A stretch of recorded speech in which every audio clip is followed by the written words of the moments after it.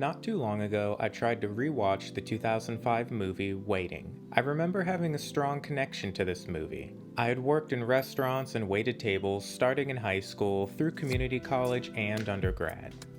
I'll be honest, I didn't get very far in my rewatch of this movie. While it does some things very well and doesn't shy away from the unfortunate realities of restaurant culture, Waiting is very much a product of the 2000s. The movie comes right out of the gate with jokes rooted in homophobia. A huge reoccurring joke in the movie involves male coworkers exposing themselves to other men, calling them a slur, and then getting to hit them. Honestly, I just couldn't sit through much of this. However, I will say that the cast of this movie is pretty stacked. Ryan Reynolds, Anna Faris, Justin Long, Louise Guzman, Andy Milonakis, and even Dane Cook when he was at his peak. While I can't say that for me this movie holds up to a modern rewatch, I will say that it does an incredible job at portraying the community that develops with a group of restaurant workers. Not only were we constantly around each other, since many of us worked straight doubles Saturday and Sunday, but we also partied together and got drinks after most shifts.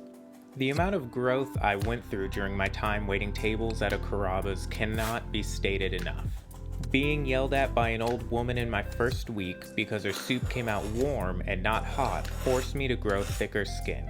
I'm naturally an introvert, but walking up to groups of strangers and talking to them was literally my job, so I had to do it. I had to perfect what I called putting on my server face and just faking it.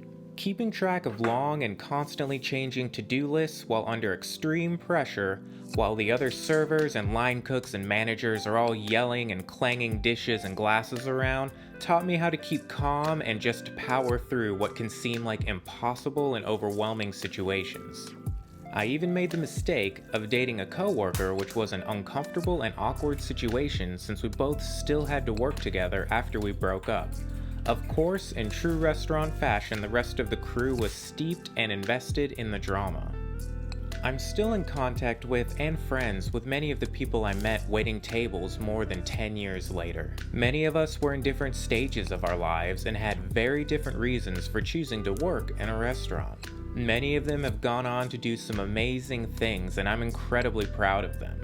It's strange and warming to think about how we would open the restaurant hungover and power through our shifts just to start the cycle again. Now some of them own their own restaurants, some are head chefs, some are engineers or high-level IT managers. When I'm out having dinner or at a bar, I'll watch the staff and the way they interact with each other. How they'll be goofing off at the host stand or joking at the expo station just to don their server face in an instant as they approach a customer or table. I can also imagine the venting and frustrations happening in the wait stations and the cursing and yelling from the line cooks and dishwashers in the back of house. It's at this point I have to stop myself from romanticizing the idea of going back to work at a restaurant, the fantasy of quitting my corporate office job and waiting tables or bartending again.